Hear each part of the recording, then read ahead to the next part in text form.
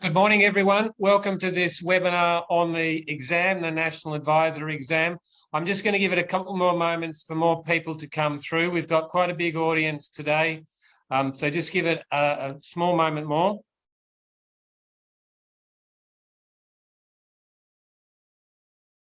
Those numbers are climbing rapidly, Phil, which is always a good sign. Yes, well, there we are. We're at nearly 100 people on the webinar today, which is a really fantastic result. This is the second webinar that we have brought to our members this year on the exam, recognising the fact that there are a number of advisors, quite hundreds of advisors, who qualified for the extension through to the 30th of September to complete the exam. So we ran a webinar in April with Dr. Catherine Hunt from Griffith University. Now, I do want to make a quick statement before we get into this presentation. I've come out publicly and said a number of times that we need to be supportive of our colleagues who are struggling with the exam, and I've made the point that it is simply not an explanation to say that they are not passing the exam because they don't have the technical knowledge.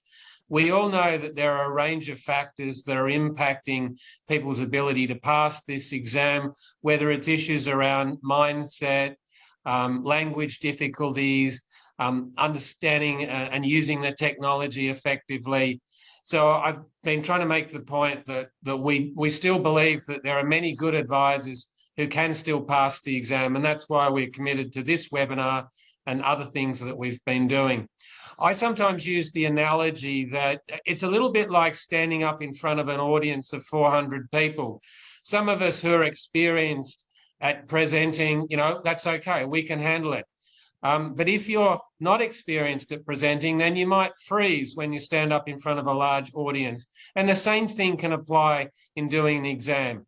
People can get impacted by it and freeze and feel uncomfortable, and they're not at their best. So that's the point that we're making. I'd like to recognise your commitment to get through the exam and look forward to going through the webinar today. But I'd first of all like to introduce Steve Coyle from Zurich in Western Australia. Steve has done a fantastic job in helping local advisors over there and more broadly to get through the exam. And I think it's a sign of the great people involved in helping people to get through the exam, is a sign of their commitment to you to help you get through so that you can stay part of this tremendous profession. So I'll pass over to Steve. Thank you, Steve. Thanks, Phil. Thanks very much, and great to be here with you today. I'd like to welcome Farrell Platt to join us. Thanks for joining us today, Farrell, to have a working discussion to hopefully help those sitting the National Advisor exam starting next Thursday be better prepared to sit and ultimately pass the exam. Today, we'll be talking about some key focus areas, as well as a simple 5-step process to improve your probability of success. A little bit about Farrell. Farrell's worked with various firms throughout Australia and Asia Pacific, including some ASX 200 firms, private sector and industry super funds. He's got more than 25 years experience in sales and marketing, distribution, product, operations and advice. And he's a very effective performance coach who helps people get the most out of themselves to succeed. And certainly I know this year, Farrell's been working with some advisors to help them pass the exam and has had some great success in those areas. In our agenda, we'll be talking about a few things. First of all, the candidate exam feedback reports and how you can use those to best your advantage to help close any potential knowledge gaps that you may have. We'll talk about the 5 easy steps for multiple choice questions, including the chance to try a couple of those, and also 5 easy steps to write a compelling written answer response to improve your marks, because we're trying to maximize, of course, 1 or 2 marks in each of those written answer responses. So with that, let's get into it. Over to you, Farrell. Excellent. Thanks, Steve. And thank you for that introduction. I just might make a comment on Phil's earlier comment about, technical knowledge not necessarily being why candidates aren't passing the exam. And I would support that wholeheartedly. Advisors that I, had the privilege of working with one-on-one back at FASEA, and certainly since then to help them with the exam, the majority of times it is actually technique. It is not technical knowledge.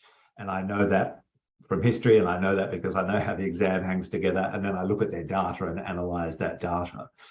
And the reason I support that comment from Phil is because what we're going to talk about today is all around the technique. And I'm going to, as Steve said, we're going to have a look at 5 simple steps so that we just pull the whole exam apart, the multiple choice, and go, okay, I'm going to follow the 5 steps. It's almost like you've got it in your kit bag when you go into the exam. You haven't, so don't take it in, written down, please.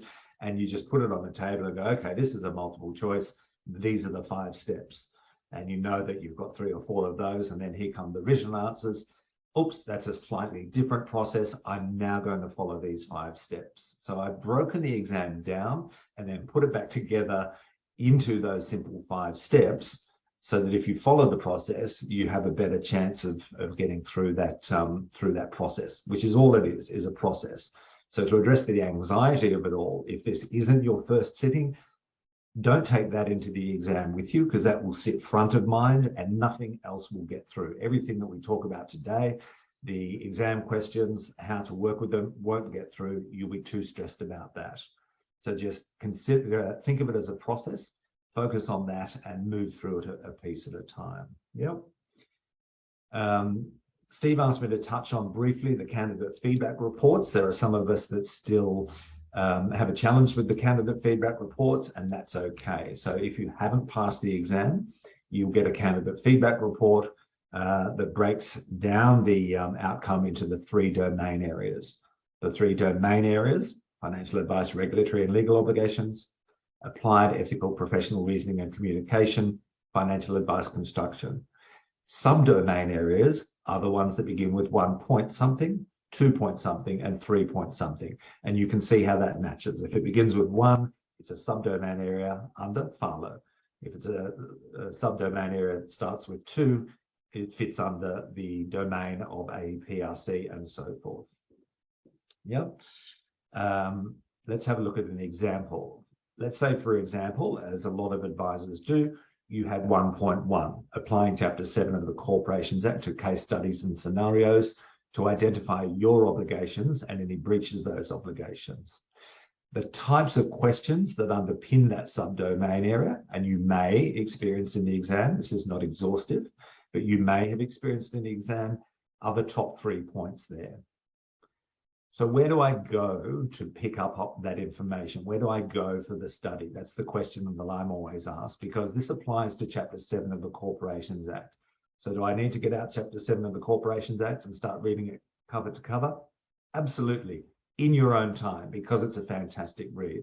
But for the purposes of preparing for the exam, what I've done is go, what are the areas that the Corporations Act speaks to, and what is an easier way to get to that information? For 1.1, Regulatory Guide 175, RG 175 as it's known, is a much easier read than the Corporations Act. It doesn't supersede, it comes from. So it doesn't replace or contradict, it comes from the Corporations Act, but it's easier to get your head around. So if you have domain area 1.1 in your report, subdomain area 1.1 in your report, you would go to RG 175 and read everything about disclosure obligations under section A to E. Then in the same RG, you would read everything about conduct obligations under section A to E. Both of those 2 areas cover off part 7.7 and 7.7A of Division 2, Chapter 4 of the Corporations Act. So if I was your teacher and said, have you done your homework and this homework, you could tick both boxes because you've essentially read that information. You would also refer to ASIC Info 259 and RG 78. Yep, RG 78, updated recently in October last year. A couple of changes to definitions, changed to significant reporting timeframe. So we need to be aware of that if we're not already. What I have prepared to make it easier for you, hopefully, is this document. If you haven't seen this document, I will make it available to the AFA and they can get it to you how they do. What this does is put it all into boxes for you so it's easier to work with. And you'll see the format on the left-hand side is what we've just done in the example. On the right-hand side is where you will go for the information. Exactly what I just said in the previous example. If you have 1.2 A, B, C, or D, which relates to key documentation, the subdomain area for key documentation, still under regulatory, these are the types of questions that you might have experienced in an exam. This is where you will go for that information. Specifically, FSGs is section C of RG 175. Statements of advice is section D of RG 175. And that will explain to you the need to provide, when it needs to provide it, who has to provide it, the makeup of it, and so on and so forth. Yeah. There isn't anything in the regulatory guide around PDSs, unfortunately, but I've got the path here for you. Go to Volume 5, Chapter 7, Part 7.9 of Division 2 of the Corporations Act. So you launch the Corporations Act from the Exam Preparation Guide. You scroll down to ASIC documents and instruments. No, you don't. You stay at the top. It's not an ASIC document. You stay at the top. You find the Corporations Act. You launch the Corporations Act. Make sure it's the most current version, not the superseded version. And you simply go down the side. You click on Volume 5, and it opens up the index. You find Chapter 7, Part 7.9, Division 2, and read all about product disclosure statements. Now, this may sound a little elementary, but the types of questions that underpin that are around when does it need to be provided, who has to receive it. Here is an example of it. Is it compliant? Is it inaccurate or incomplete? And so if you don't know what needs to be where and what needs to be included in those documents, all of that is here. ASIC Info 256 is a fantastic layout from ASIC. It goes all the way through ongoing fee arrangements and splits it into sections for you so that you can then see how it all hangs together. So you simply work through that. Now that sounds like an enormous amount of material, but when you're reading that, a lot of it you should or probably will already know. And so you're reading that for what you don't know. You're reading it to refresh what you had forgotten because you haven't picked it up for some time.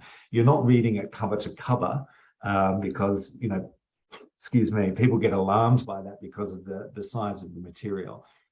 And I'm not saying skim read it. That's what you do on your way into a meeting. So read it for what you don't know, highlight it, make your notes, draw your diagram, whatever makes that make sense to you and submits, reinforces the information so that you can recall it.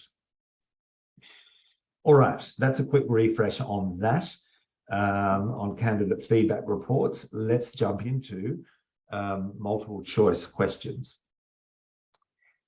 Here it is, the 5 easy steps for multiple choice. Multiple choice, as we know, are A, B, C, D, or true, false. They're known as multiple choice or complex multiple choice behind the scenes. Yeah. Step 1, read the question carefully. Don't rush it. Don't assume anything that isn't there. Don't bring anything that isn't out, that doesn't belong. Just stick with the question. What I'm seeing with candidates that I'm working with at the moment is that, and this is not just exam candidates, this is advisors in general, is that they jump to solution mode too quickly. Okay, I see what's going on here. I'm going to jump into solution mode because I know best, because I have done this for a very long time, because I have always done it this way. And what you will do by rushing in and assuming some of it is that you will miss the key points, which is point 2 there. We're looking for the keywords or the salient points that you need to work with the question. Because in the question, both multiple choice and written answer, which we'll get to in a moment, you don't need every word that is in those scenarios. You just need to identify some keywords that you're going to take with you in order to help inform your answer. And I'm going to show you what that looks like in a moment. Then you're going to do an example or a couple of examples for some good practice. With A, B, C, D, sometimes it is very easy to get rid of 2 that don't belong there. And you would do a process of elimination to get down to a smaller task. So I've got this big unwieldy task. I've got 4 options. It's going to be easier for me to deal with 2. I'm going to get rid of 2 that obviously don't belong here. And now I'm left with 2 others.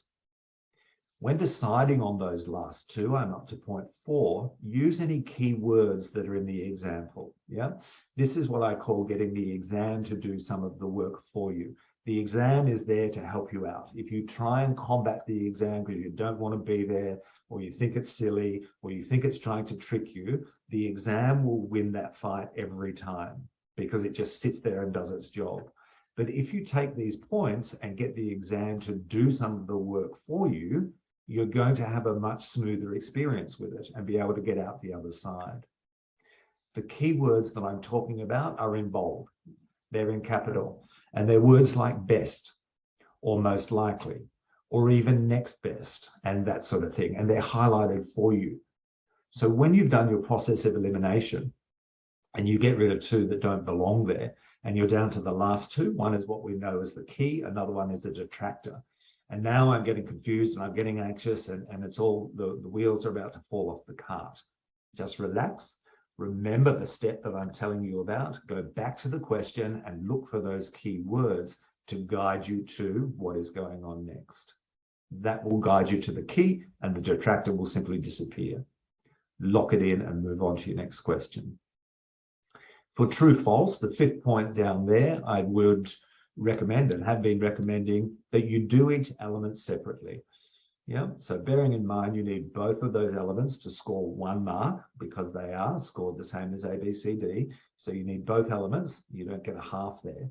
So often if you attempt both of those elements at the same time, what you're doing is creating a whole discussion going on in your head. So you're working through the scenario and you've got that going on, and then you're putting an element in and having a conversation with yourself about the other element as well. Read the question and the task that you've been given. Do the first element and make a decision if it's true or false, and then do the same thing again. Read the question and the task you've been given, and then do the second element and decide if it's true or false. It just splits it out and makes it a little bit easier to do. Yeah. Again, that may sound a bit basic, but when we do that in practice, advisors have said to me, okay, I see what you mean. I was trying to answer one question. It is one question. Break it down and make it easier for yourself to do. Now I'm laboring through the process and taking some time to do that. I understand that. And we've only got 3 hours, 15 minutes together in the exam. But if you use this 5-step process in your practice, when you do your practice exam on the ASIC website, have it on the desk beside you and give that a go and see whether or not that works for you. All right, let's have a look at an example. Here's a multiple choice question example. I'll do this one for you and then you get the opportunity to do one. This one's around biases. Oh, good grief. I didn't do any reading on biases. Biases always throw me, you know, the exam's out to trick me and trip me up. Don't be alarmed and don't settle on the headline only. Yeah. If you don't know what recency bias is, work with the question because the explanation of it is provided there for you also. So recency bias is the tendency to place too much emphasis on experiences that are freshest in your memory, even if they're not the most relevant or reliable. Herd mentality bias is the tendency to follow and copy what other investors are doing. Overconfidence bias is a tendency to hold a false and misleading assessment of our skill, intellect, or talent. And confirmation bias is the tendency to search for, interpret, favor, or recall information in a way that confirms or supports prior beliefs or values. Okay, so the question is giving you everything that you need in order to work through the task. Your task is here. An advisor who chooses his own portfolio of assets for all his clients based on knowing what's best and that he hasn't got it wrong yet, albeit contrary to what asset managers are advising, is best described as exhibiting. Okay, well, I'm just going to jump in because I know the answer. Am I or am I? Am I going to go back and consider the question and see what's going on here? What is going on here? We have an advisor. He's choosing his own portfolio. Fine. Why is he choosing his own portfolio? Because he knows what's best and hasn't got it wrong yet. Is there much science attached to that, or is that just sheer luck? It's also contrary to what asset managers are advising. So he's a contrarian investor. Nothing wrong with that, but that's part of what you need to answer your question. I've now got 4 options. Obviously, they are, excuse me, they are recency, heard, overconfidence, and confirmation biases. And I'm going to do a quick process of elimination.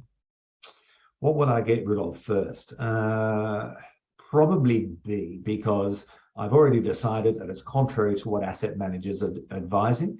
And this chap does not have a tendency to follow and copy what other investors are doing. It's not herd mentality. B is out. I'm down to A, C, D. What else can I get rid of? Confirmation bias is the tendency to search, interpret, favor, and recall information. So I'm looking to confirm my support and prior beliefs. So I believe as the advisor that what I'm doing is correct, and I'm going to search for information to support my beliefs. I'm going to leave D in for the moment. I'm going to look at recency bias. What is that? It's placing too much emphasis on experience that is freshest in my memory, even if it's not most relevant or reliable. Well, he's been doing this for some time for this reason. I wouldn't suggest that it's recent. He's been doing it for a while. I'm going to get rid of A as well. So I've gotten rid of A. I've gotten rid of B. I'm now down to C and D. What was it Farrell said? Because I can't decide. I'm going to go back to the question and let the question help me out here. Because confirmation bias is quite a good detractor in this example. However, the best one is what I'm looking for, as the question says here. The best one here is definitely a tendency to hold a false and misleading assessment of skills, intellect, or talent. I'm not doing it because I am a red-hot asset advisor.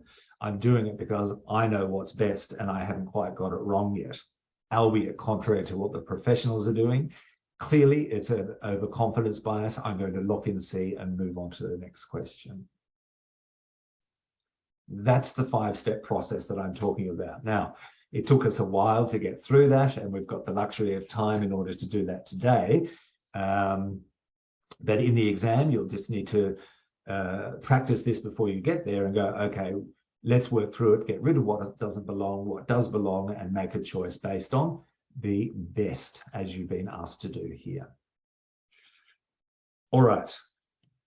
I'm going to pause for a breath, and you're going to do an example, and I'm going to ask Melissa to help us out with sending out a poll. Here's the question. During a particularly busy period, a financial planner rushing from one appointment to the next inadvertently leaves several client files and their laptop in a taxi during transit. Happened to me once. It is several hours before Honest John, the taxi driver, returns the files to the address where he last dropped the advisor. Your task is here. This situation is best described as a privacy breach, as per the Privacy Act 1988, a significant breach that needs to be reported to the regulator within X number of days, a notifiable data breach, or D, a compliance issue for the AFSL because they've neglected to provide sufficient supervision of their authorized representative. And the polling is going nuts, which is great to see. So thank you, Melissa.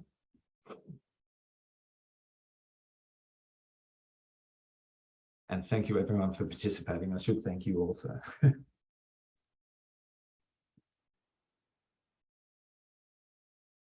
Steve, you're not allowed to do this one because you've seen this one before.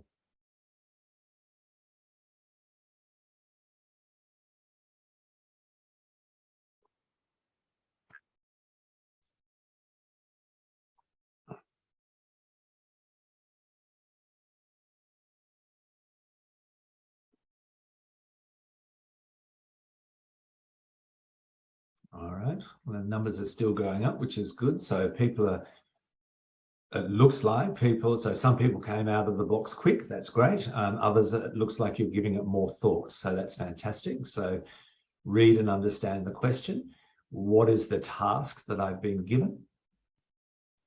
And then pick a choice if you need to do the process of elimination, as I've just explained, get rid of what doesn't belong, and away we go.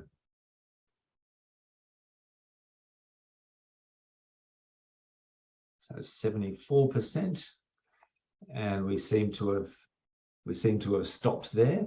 Okay, Melissa, shall we stop that there and then share the results, and then we'll work through the results? That's fantastic. Thank you. All right, so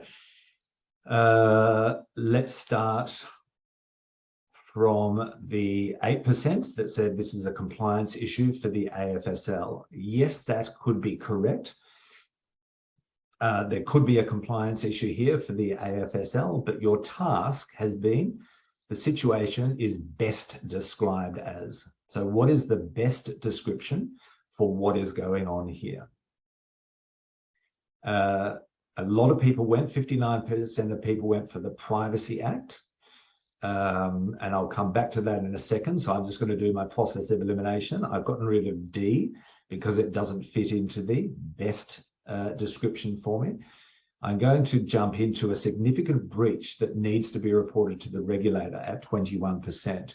There is no evidence here that this is a significant breach. Yeah. Now, it's an oversight.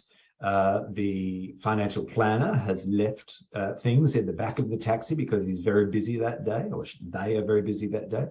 There is no evidence that this is a significant breach. It doesn't need to go to the regulator, comma, at this stage, based on what you've got in front of you. Unfortunately, for that 21%, it doesn't satisfy the best description here. Now we're going to duke it out between the 59% of Privacy Act and notifiable data breach. So, because we've gotten rid of B and D, we're now down to A and C. A is a very good detractor here. Yep, there could very well be a breach of privacy, and I think I'm going to take a guess that we're relying on that example from the practice set where the file is left on the table in the waiting room and it's been several hours before someone notices it and puts it away. Let's go back to the scenario. During the period, the financial planner, rushing around because they're very busy, inadvertently leaves several client files and their laptop in a taxi during transit. It is several hours before Honest John, thankfully, the taxi driver, returns the files to the address where he last dropped the advisor. Where's the laptop? So yes, there has been a breach of privacy. However, in the scenario, the laptop is still missing. There is data out there in the open. This is a notifiable data breach. Whoever those 12% are, that is the best description for what is actually going on here. So that's what I'm talking about reading the question carefully before we jump in and then looking at your task. We're looking for the best description. A is a very good description. C is the best one because there is still data out there. It is an NDB and it needs to be addressed accordingly. Now, in an open forum, I'd say, does that make sense, and take questions, but we don't have that luxury. So we're going to do another example. So that 12%, well done. Everyone else, I hope that makes sense as to why it is C instead of the other options. All right, so close your poll windows. Let's move on to another example. All right, now this one's going to take some thinking, so do not jump in on this one either, please. An advisor has been advising a client for more than 5 years and is aware of their personal circumstances and their relevant risk profile. They enjoy an ongoing relationship. The client participates in ongoing reviews, receives the OGS documentation regularly, and opts in for each period. What a stellar client. We love them. The advisor receives an unexpected call from his client who has a couple of questions, but he really doesn't mind given their long-term relationship. This happens all the time. As part of the call, the client indicates he's looking to invest directly into a stock that his friends are excited about, and he thought he should let the advisor know. He then asks the advisor, "What would be your recommendation here?" The advisor responds by saying, "I'm aware of that stock. Its performance has been quite solid given its early days, but past returns should not be construed as a guarantee for future performance." Based on this example, this is your task. Based on this example, not everything else that may or may not be going on that you may or may not be aware of, based on this example, the advisor has provided what type of advice? Melissa, if we could launch that poll, please.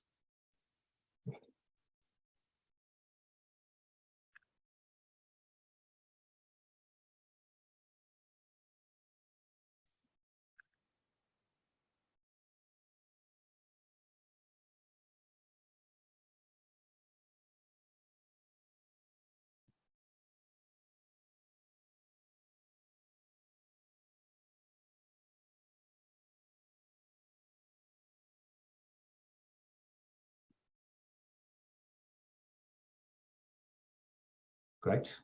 Everyone's having a go, which is good. It's a bit of a scenario, so if you need to read it again, that's okay. And you're looking for, you know, the keys that are going to lead you through what's actually going on here in this scenario in order for me to fulfill my task, which is describe the type of advice that's happened.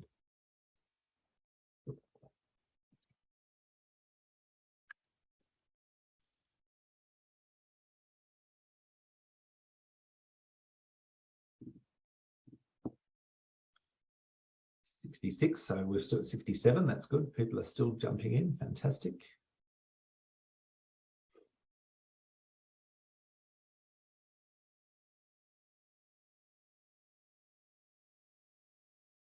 Good. 70, 79. Good. It's the numbers are still going up. Well done.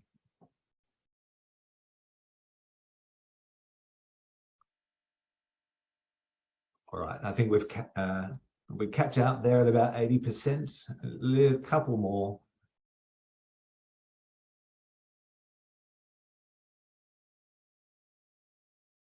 Great, so we're capped out at just over 80%. Why don't we cut it off there, Melissa, and share those results with everyone?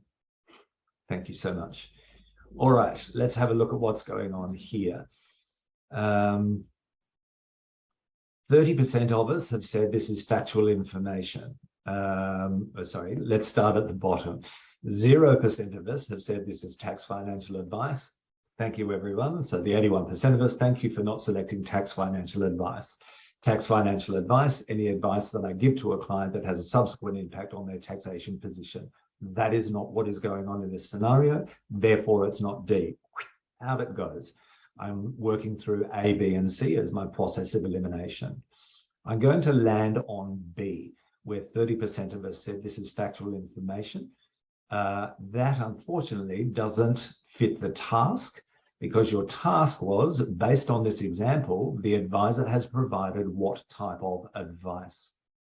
Factual information is not a type of advice. It is factual information. It is information that is readily and publicly available. I prefer to say you can get a lot from any website, from any fund manager around the country if you've got a decent computer. It's not factual information to those 30% of people. So B and D are out of the equation. We're now down to A and C because I'm doing my process of elimination. 20% of us said this is personal advice. I think the reason why you have chosen personal advice is because the advisor has been working with this client for more than 5 years, is aware of their personal circumstances and their relevant risk profile, and they have a rock solid relationship. However, in the scenario, the client asks a question: what is your recommendation? The advisor does not give a recommendation. He makes a very benign statement that says, I'm aware of the stock. Its performance has been quite solid, given its early days. It's 30 days, 60 days, 90-day-old stock. And then says, but don't forget, Mr. Client, past returns shouldn't be construed as a further future performance. Yeah. So there is a piece of advice in there, but it is general in nature. My advice to you, as I've said to you in the past, is past returns shouldn't be construed as future performance. So don't get confused here, Mr. Client. So I'm giving some advice, but it is general in nature. I've not considered, even though I'm aware, I've not considered one or more of the personal circumstances in my response to my client. I have not made a statement or recommendation of either of those things. I have not made a statement or recommendation that is designed to influence. That's 3 points from personal advice. The fourth one, of course, is the reasonable person test. A reasonable person could not go away with that benign statement and say, oh, the advisor made a statement that was intended to influence me. In fact, the client would probably go away and go, well, he didn't answer my question and I still don't know whether to go and buy the stock or not. So I didn't get what I came for, but I did get general advice. And so the 50% that chose general advice, well done, that is the correct answer. Personal and factual, I hope you understand why it is neither of those things, because factual information is not a type of advice, it is factual information. And personal, all I've done is match that against the definition of personal advice to determine why it is general. Yeah. All right. That'll cause conjecture and discussion, I'm sure, and I'm happy to take that offline. But let's close our poll windows, because what we're going to do now is move on to the 5 steps for written answer. Now, this says CR. CR is a background expression. It's constructed response. You know it as written answer. So wherever you see CR, that's what I'm talking about. Yep. Again, similar to multiple choice, read the question carefully. Don't rush it or assume any parts or bring in anything that isn't there. Stick with the question. I had a candidate the other day answer his question based on the incident that happened at Westpac some time ago around personal advice being given by the call center, and clouded his answer, and the wheels fell off the train, unfortunately. Stick with what's in front of you. Everything that you need to survive for 3 hours and 15 minutes is right there. Yeah. Find the thread that runs from the scenario through the question and to the answer box, attaching key points to the thread as you go. What's the thread? Good question. The thread, it's an invisible thread. It starts at the top and you pin it there and you go, okay, what's actually going on here? Oh, okay, that's interesting to help inform my task. That's interesting to help inform my task, and so is that. They're the key points that I'm going to attach to my thread to help inform my answer down in the answer box. So, you know, Mrs. Smith wore her brown cardigan and drove her Ford Fiesta to go and see her advisor in Doncaster. Okay, well, great. I'm glad she rugged up for the winter and she knows how to get to Doncaster, but it's not really going to help inform my answer unless the question is around what color cardigan did Mary wear that day, and it ain't going to be. Yep. So you're finding the key points to attach to your thread to bring it down into the answer box. Respond as you've been asked. List, discuss, explain. Identify and explain. Identify and discuss. If you are asked, and some candidates I'm working with are still doing this, if you're asked to identify and explain, don't just identify and hope that the exam marker understands what you're trying to explain. They don't have the luxury of speaking to you about it. They will have to accept what is in that box. So make sure that you respond as you've been asked there in the various ways that you could be. Ensure that your answer has a response and a rationale. What I mean by that is, my response is this, my rationale, my reason, my evidence is this. The marker is looking to see that you understand the concept and can relate your answer back to the question and task that have been posed for you. Yeah. For example, here's the scenario, you know, identify and discuss one of the standards that has been breached here. Standard 6 has been breached here, future effects of financial advice. Well, you've identified the standard. You haven't discussed why you have chosen that standard. You have a response, I'm choosing standard 6. You don't have a rationale for your response. Your thread will be frayed. The thread that I'm talking about needs to be tied off tight.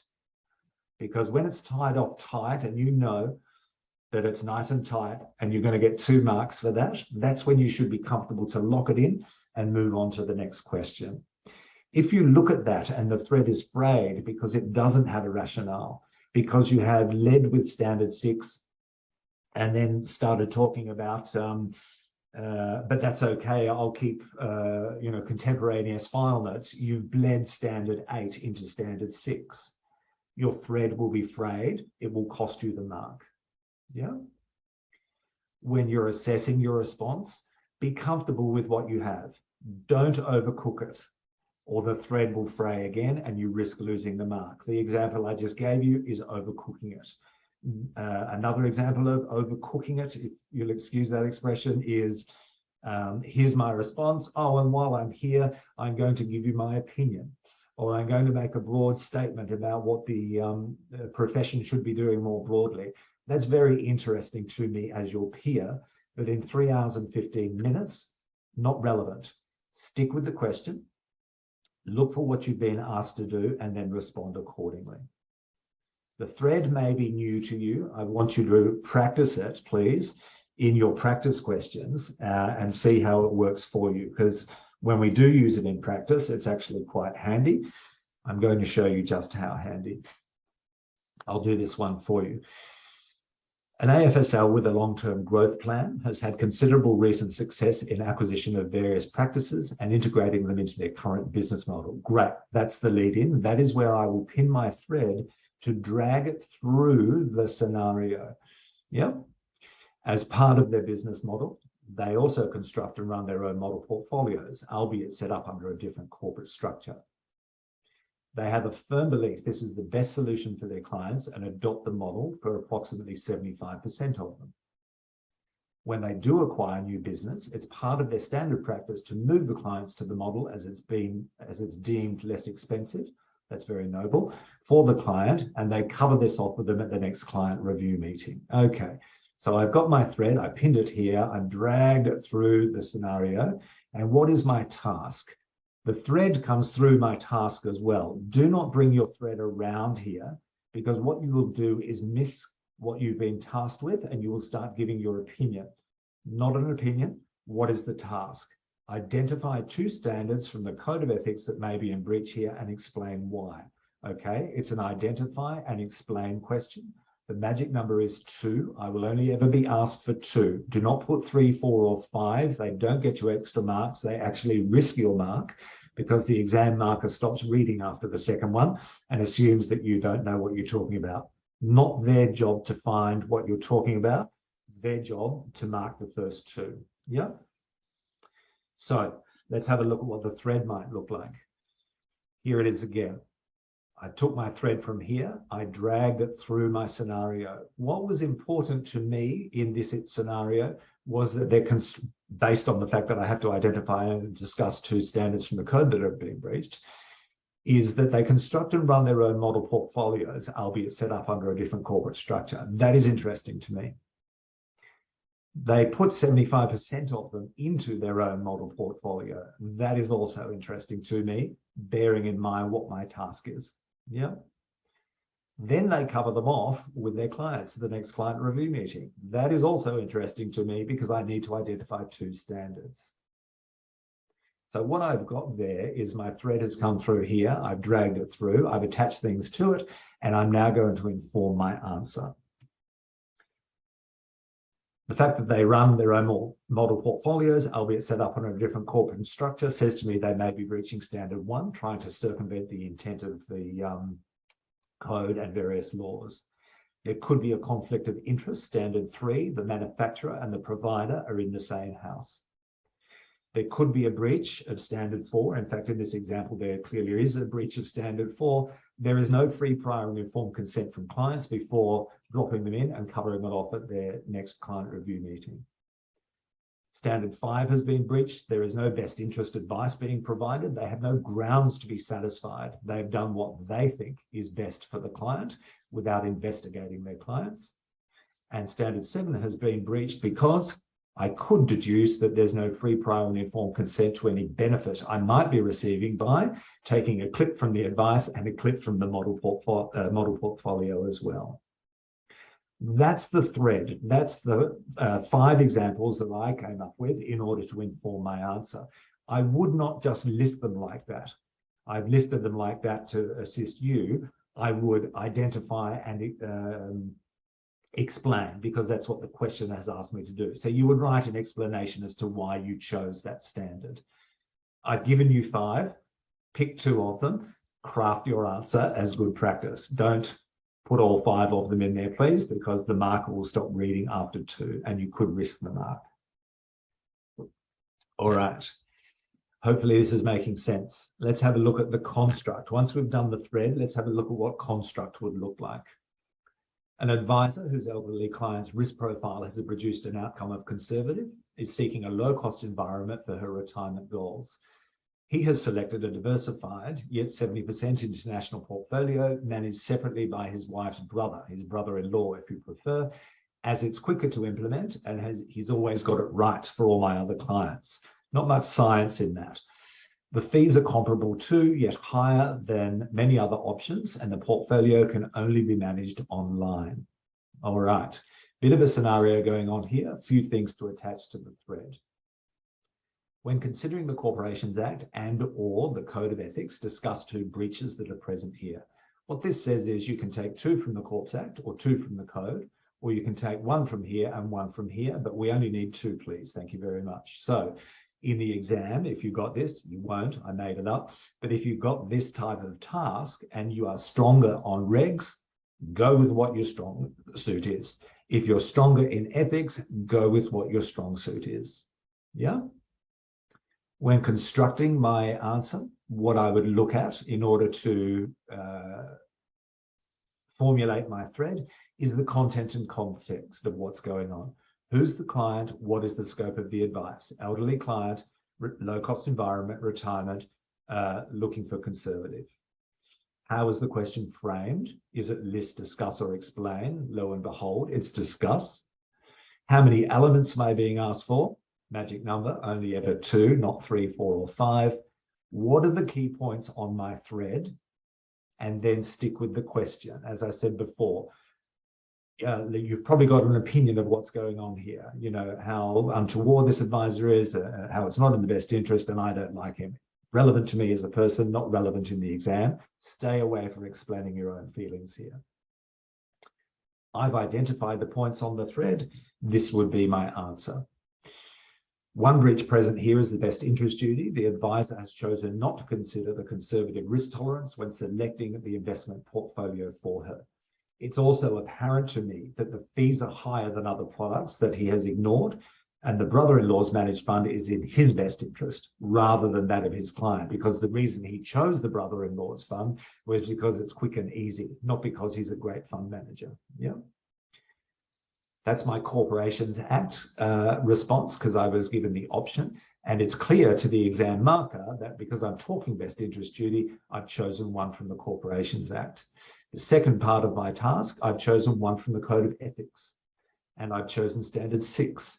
The advisor's not considered the broad effects of putting a conservative client into an international fund at higher fees, and what the impact of her overall retirement goals are now, and long-term returns and balance may be due to international volatility exposure. I've formulated my response based on what I identified in my thread. I've linked it all together and related it back to the answer, and there it is.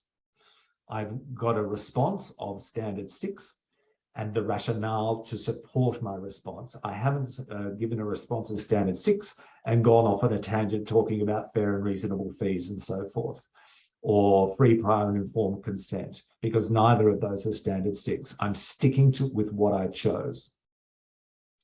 That's a good example. A not so good example, because you were asked to discuss, is simply saying standard, simply putting in a standard or simple description or quoting the standard. Don't ever quote the standard. Exam markers know what the standards are. Yep. Don't just write best interest duty has been breached. You need to formulate a discussion there. Similarly, don't just say Code of Ethics has been breached. You've been asked to discuss 1 element. And don't just write safe harbor provisions. That's obvious, but which safe harbor provision, if that's what you're going to go with? I probably wouldn't quote a specific safe harbor provision because it's going to cause confusion for you. I would rely on best interest duty as a whole. So that's an example. Let's do a live example. So this one can't be done as a poll, unfortunately. What I'll ask you to do is put your answers into the chat box. Now, I'm not looking for an answer to the question, please. I'm looking for you to identify bits that you would put onto your thread. Yeah, so In this example, you have been asked to identify and discuss 2 implicit subject matters the advisor should explore further when working with the client. That is your task.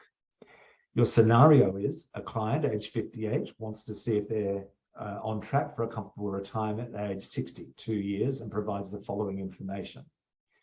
Retail super balance 150, other investments 300,000. Happy with the current super fund. Simple approach to investing. I've reviewed my insurance needs recently and I'm happy with the current cover. That's what you've got in front of you. As part of the initial discovery meeting, the client shares with the advisor he's recently widowed with a blended family that don't always see eye to eye. He doesn't have any estate planning in place and hasn't found time since the passing of his wife, and laments the frequent travel they used to enjoy together. As clients do, they share their stories with us. Your task starts here when considering 961B of the Corporations Act and the safe harbour steps therein. Subject matter can relate to both explicit and implicit advice. From the example above, not all of the other things that you might consider in your practice, from the example above, identify and discuss 2 implicit subject matters the advisor should explore when working with his client. Now, before you jump into the chat box, the explicit subject matter, what is stated, what is out there, what is obvious, what is complete. Implicit subject matter, what is referred to, what is incomplete, what needs more exploration and explanation in some cases that I'm going to make a note of on my pad and circle back to once we've done the fact find process. All right, so this is your chance. Jump into the chat box, which is available in the toolbar down the bottom or the top of your screen. If you hover over that, the little chat box will come up, excuse me, and start to share your key points that you would attach to your thread.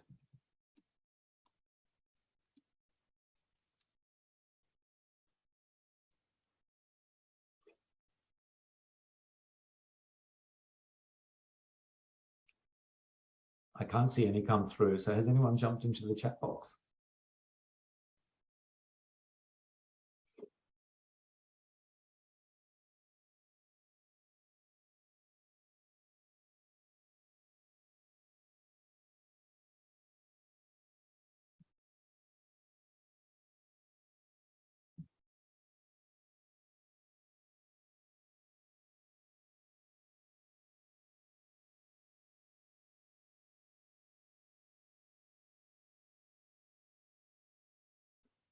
Okay, is anyone in the chat box? Because I'm not seeing anything come through.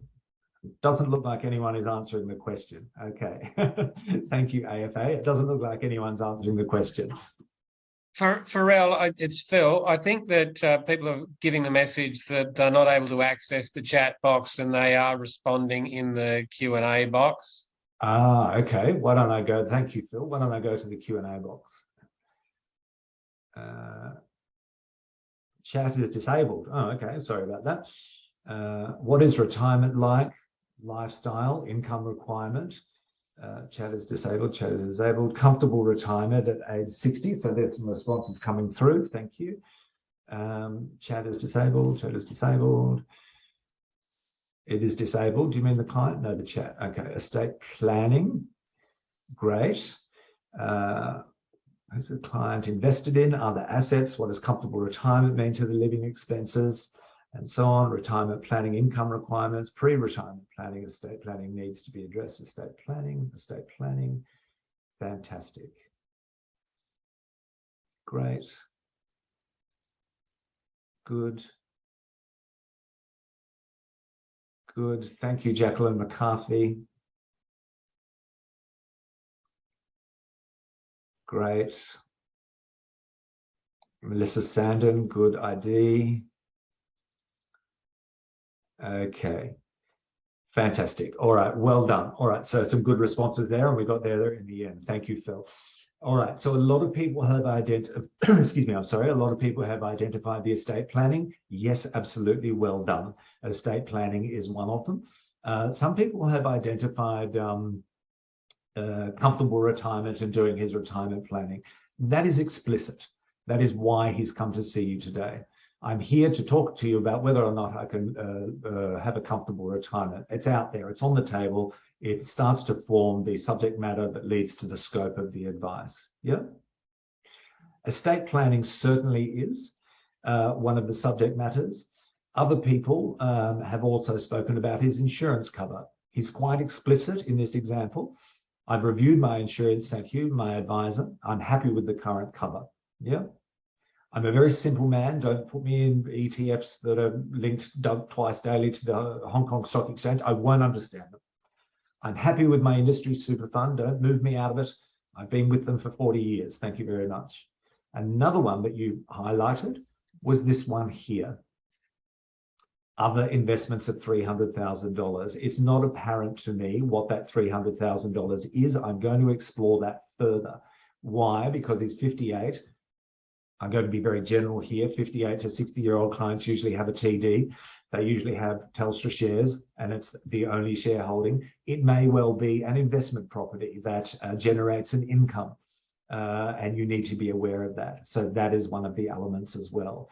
So some good identifications there on the thread.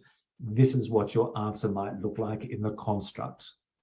For those of you that chose estate planning, the client has indicated he has a blended family who don't always see eye to eye.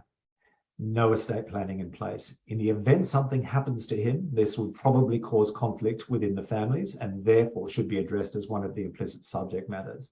So you're tying back to, in your answer, to the scenario, why you chose that as an implicit subject matter. Yeah, that's how you construct what you just identified. For those of you that chose the other assets, a further element that could be explored is the other assets of $300,000. Given his age, it may be a simple term deposit that could be better invested. It may be a rental property that produces income. It may be one or two shares that impact his overall diversification and goals. Yeah, I've lost count of how many times people have sat on their bank shares because they used to be, great dividend payers, and they just stick with them for emotional reasons. Well, those days are over.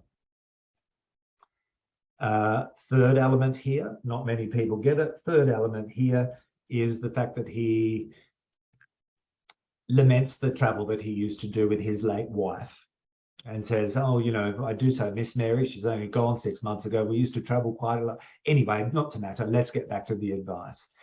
As an advisor, that is important to me because it is important to my client. I'm going to make a note of that. I'm going to circle back to it. It's implied that he enjoyed that, and therefore I would investigate it again.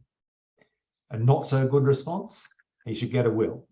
Well, yes, but you've identified, you haven't created a discussion, and it's an identify and discuss question.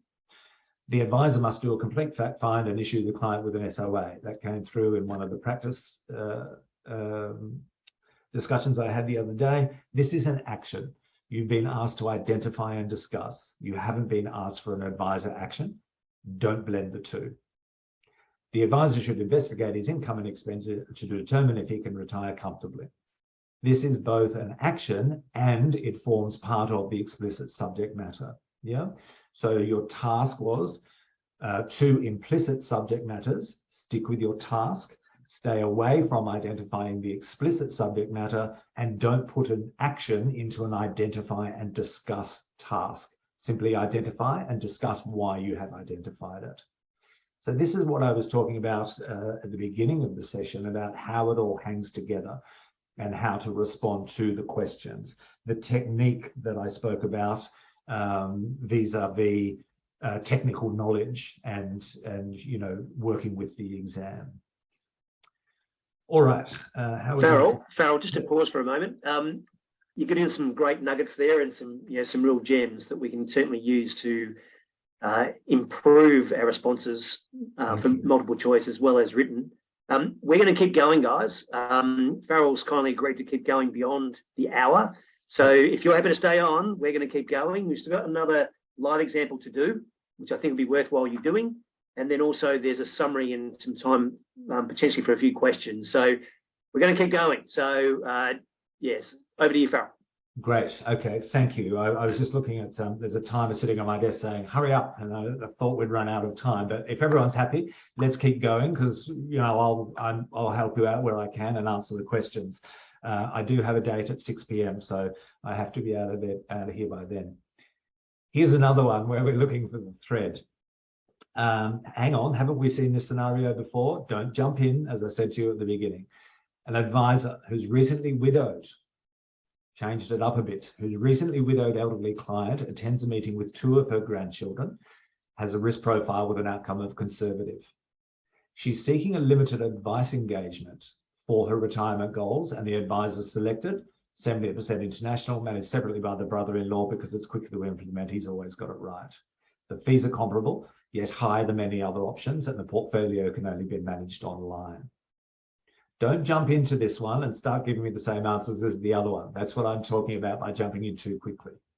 Because here's your task. When considering standard 6 of the Code of Ethics, to take into account the broad effects arising from the client acting on your advice and actively consider the client's broader long-term interests and likely circumstances, identify and explain 2 factors that need to be considered based on the example above.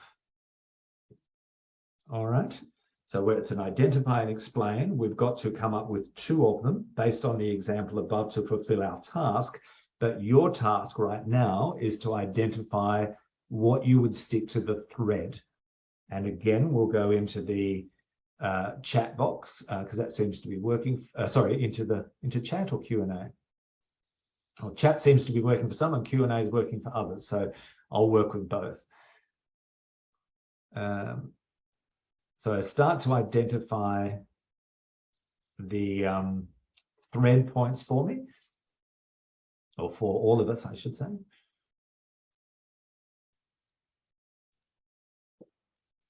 And see what we come up with here.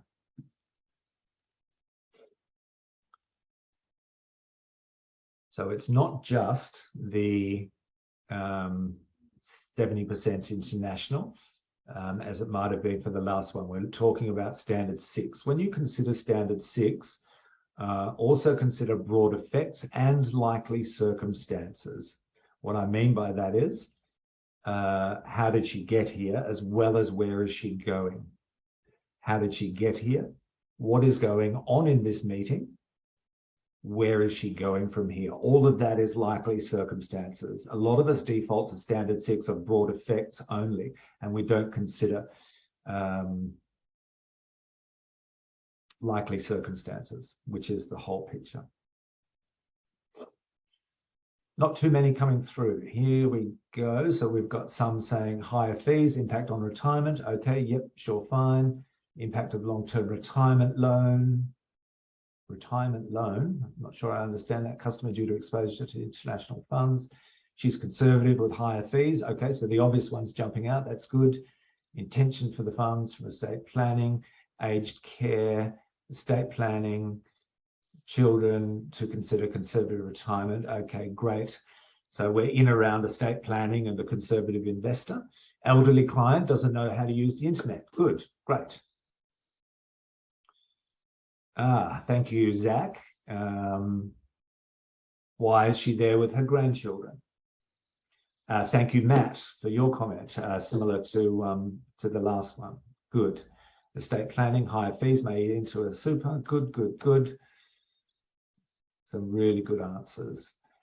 Anonymous attendee, I wish you weren't anonymous because you've just highlighted a really good point there. Thank you very much.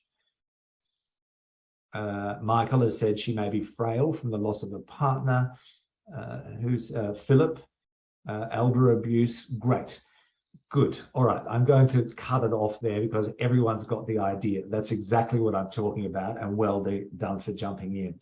Now, some of us, well, many of us went for conservative investor international fund, and that is very valid. If we look through it, a lot more of us went for estate planning and the grandchildren. Someone jumped in and said, why are there 2 grandchildren in there and are they exerting undue influence over her? Well done. Well done for identifying that one, because that will help support part of your argument, especially around likely circumstances. It could also be that there are the scenario says with two of her grandchildren, not her two grandchildren, two of. Yeah. And so some good identification there. Let's have a look at what the construct might look like. A factor that needs to be considered here is the client attending with two of her grandchildren. This indicates there may be more than two and they may be unduly influencing her. Also, there's no mention of the grandchildren's parents. I would be considering this under, sorry, the grandchildren's parents, I beg your pardon. So I would be considering this under my standard 6 obligation. There's two grandchildren in here. Obviously, their parents are my children. Where are they in the equation? What's going on here? Somebody mentioned, is this lady of frail mind and she's brought them for support? Good identification. And all of that fits in under standard 6. Somebody mentioned estate planning and what her intentions are. Many people mentioned estate planning and what her intentions are. In the scenario, the client is recently widowed. This may indicate a need to consider any spousal inheritance and factor in estate planning for her. Good identification. If you attach that to your thread, thanks very much. And then somebody said, I think it was Jessica, therefore I wouldn't limit the advice to retirement only. The client is seeking a limited engagement for her retirement advice. I would not limit this to just what she has asked for. As advisors, we're not here to take the order. We're here to help make the order. Yeah. And so that's where our value of honesty comes into it. And we hold the client accountable and go, we need to consider all of these other things as well. They would be good answers and great identification for the thread. So everyone on the call is getting it. Well done. They would be good responses, and those are related to most of the ones that you identified.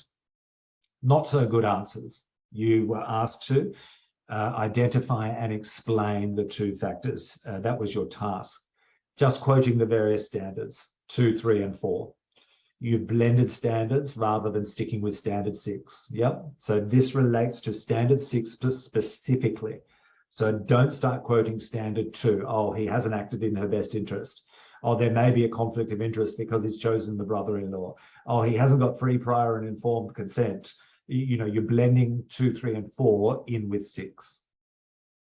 This one came through the other day. The advisor must review the risk profile exercise to match with her investment option. That is an action. You've been asked to identify and explain, not what is an action the advisor should take. So again, read your task and understand what's required of you. The advisor's breached best interest duty using his wife's brother to implement. That is a statement. It is correct. It may be correct, but it's related to the Corporations Act. This is a standard 6 question, which is talking about broad effects and likely circumstances.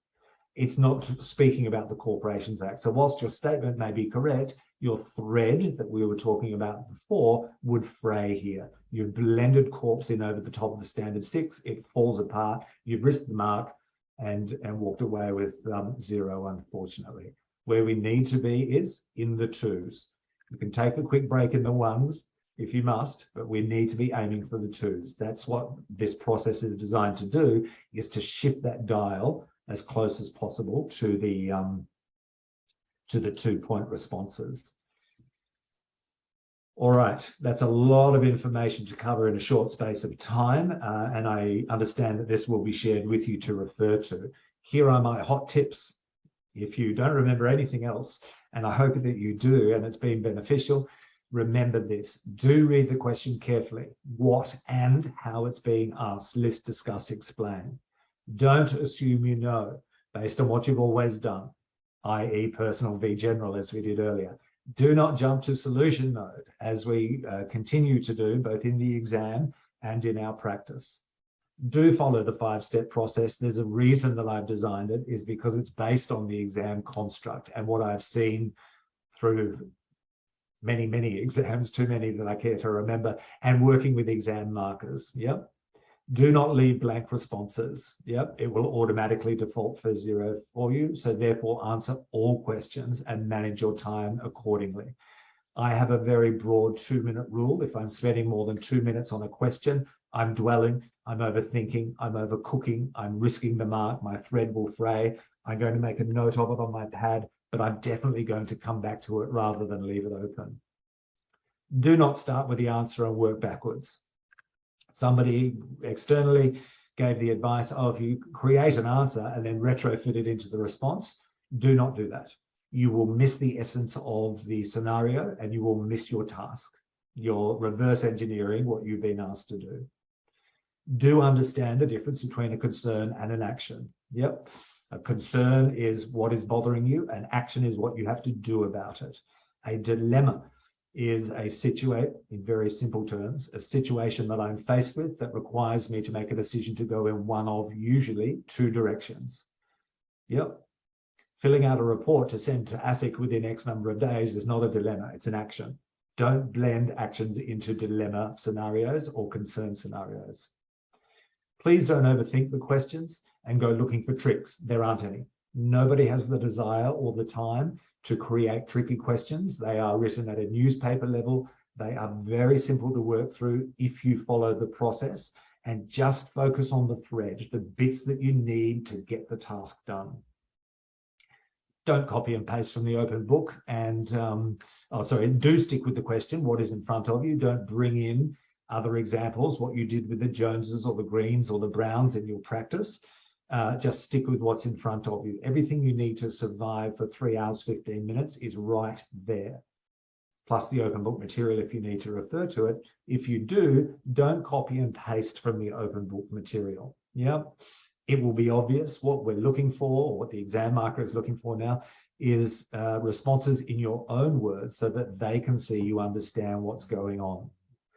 Also, I think I saw a question come through and I keep getting asked, do I need to quote and reference? No, please do not quote and reference. A, there is no need to do that. You have not been asked to do that. B, what I have seen in real life is beautiful answers, and then they have been referenced incorrectly. And unfortunately, the exam marker must take that and the answer, the thread phrase, and the answer falls apart. So we've given a beautiful response. One of them was around best interest duty, and then they quoted the section from the Corporations Act about cross-subsidization of advice and intra-fund, which is 921J, instead of 961B. The whole thing fell apart. Hopefully that makes sense to you. What I'm going to do is now pause and hand over for Q&A, which will hopefully come through the Q&A box, and we've still got time, haven't we, Steve, to do Q&A? Mate, we do. I'll probably wrap it up in another sort of 4 to 5 minutes. So we'll have a few quick questions, and I know that I've got a question here. I need Phil Anderson to answer also that's come through. Okay. To get us started, Farrell, one of the participants has asked about the question that we had, the multiple choice live example 2. The options we had were personal advice, factual information, general advice, and tax financial advice. Once again, please, what was the correct answer to that question? C. Being general advice. This one? Yeah. C. General advice. Thank you. Yep. Someone else asked about how long we should spend on each question. You said a 2-minute rule earlier.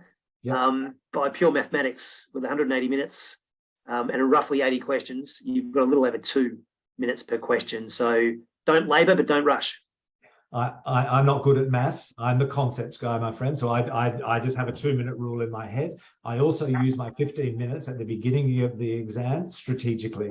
I read across the questions and scenarios. I read across the scenarios. I don't try and answer the questions in that 15 minutes because I will cloud my thinking, but I do get across the scenarios as quickly as possible in 15 so that the next time I see them is not the first time. I can move quicker through the question. Thank you. In terms of answering the questions, Farrell, I know some people have had a technique of maybe doing the multiple choice first or the short answer first. What's your suggestion on how best to approach the exam itself? Stop doing that immediately. And I'll share with you the reason why. The exam is built in clusters. So I'd like you to do it, please, end to end. The exam is built in clusters. A cluster exists of X number of questions. And you might remember it looks something like this. standalone, not related to anything. Scenario, multiple choice, multiple choice, multiple choice, multiple choice, written answer, standalone. That is a cluster. And then along comes another cluster, and along comes another cluster. When I'm doing cluster 1, Steve will be doing cluster 7, and Mary will be doing cluster 2. The exam sends those clusters out at random so that you can't look at the person beside you and see what's going on. That's why somebody is typing when you're clicking a button. Yeah.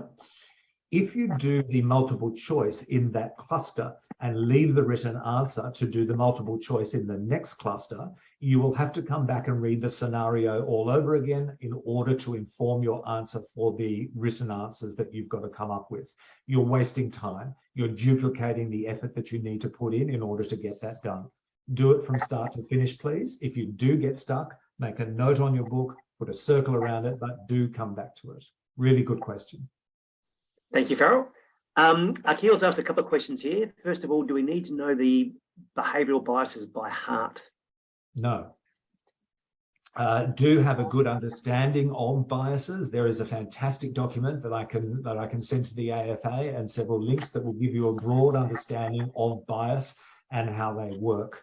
When you are presented with bias questions, they will be presented very similarly to how I presented it today. That's why I did it that way, based on my historical knowledge and understanding. It will give you the bias and a little descriptor. So if you see, as you saw today, 4 or 5 or more examples, don't be thrown. Don't fall apart. Just work with the descriptor there. Yeah. But do know your way around some of them. Yeah, there's traditional ones, and then there's left of center ones. The traditional ones are overconfidence, recency, herd, in-group, that sort of stuff. Yeah. Thank you. And anti-money laundering, AML, CTF, what particular aspects to focus on? All of it, because I think that's a fantastic topic. AML, CTF goes a lot further than just $10,000 nowadays. We should know that. So I would focus on and go to the exam preparation guide on the ASIC website. And click on those links. Don't just go to Austrac and read the whole thing. Click on the specific links, because that will take you through to what you need to know. Because on the Austrac website is absolutely everything, including corporate auditing requirements and when it needs to be reported. Not your business for the exam. Yeah, I would focus on TTR, transaction threshold reporting, SMRs, significant matter reporting. And the difference between the two, when one is required and the other one isn't, what the threshold is. Just because it's not $10,000 and there's 3 lots of 9, is that a concern for me? I would focus on cross-border payments. What else would I focus on there? Oh, and reasons why clients do what they do in and around that space. Yeah, and certainly reporting timeframes.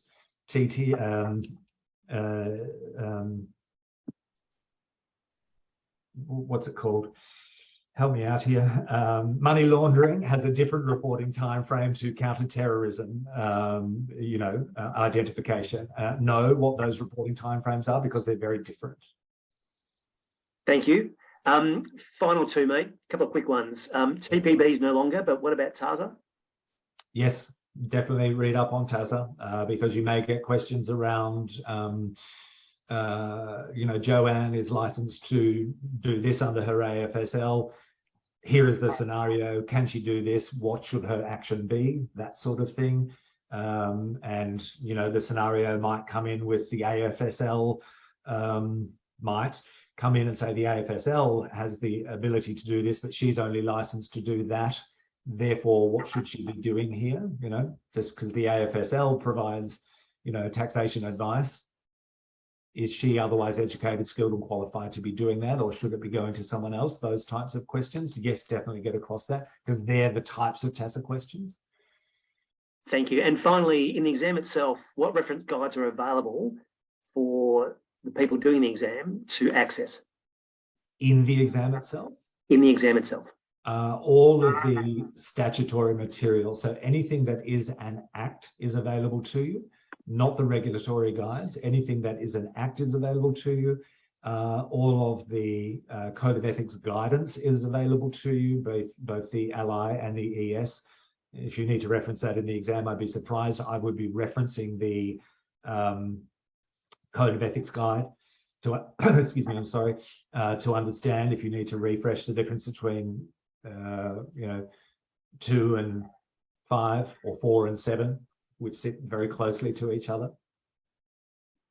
Thank you very much, Farrell. Farrell, you've been amazing today, helping us unpack and understand more about the best way to approach the exam. I think from my perspective, follow the process and practice, practice, practice. There's still time to practice between now and next Thursday. So put everything you've got into it, give it your best shot, and good luck to everyone in their exams next week. I'm going to ask Phil Anderson to come back and say a few final words. And I've got a question for Phil. Phil, anything to say before I ask you this question? No, other than Steve, thank you for everyone for participating in the webinar today. There will be CPD points for the webinar. We'll get a note out to members there. This will go on our website, and a copy of the presentation and other supporting material will be made available as well. Thank you, Phil.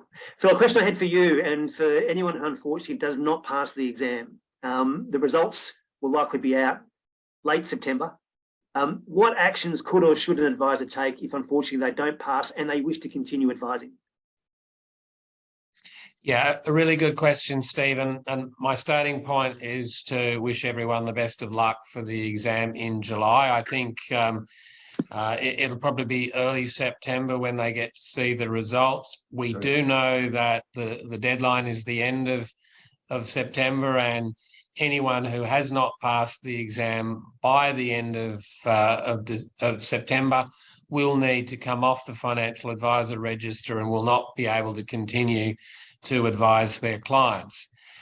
People might remember talk in the past about a career changer option, about a career break option, which is where people who were off the register could subsequently sit the exam later on and come back onto the register if they pass the exam without the need to do a full degree, and without the need to do the professional year. That still applies now. So Section 1684D of the Corporations Act gives people the option, if they are not on the financial register as at the 30th of September, so they need to be off by the 30th of September, that option to sit the exam later on and come back as an existing advisor and rejoin the profession. Now, I don't want to put too much focus on that, because that's going to be particularly challenging. You can't continue to advise your clients if you're a sole advisor practice, whether that's as a licensee or an authorised rep. It will be very difficult to continue to manage your business in that context. But there is an option, but you need to make sure that you are off the register before the 30th of September. If you do need to understand the legal context there, as I said, it's Section 1684D of the Corporations Act. Great. Excellent. All right. Well, thank you everyone for your time, and all the best for the July exam. Again, if I can just leave a parting word, don't take the anxiety into the exam with you. Just leave it at the door or leave it in your home if you're going to the venue, and just look at it as an attempt, and give it your best shot. But all the best to everyone on the call. Thank you. Thank you, everyone, and farewell.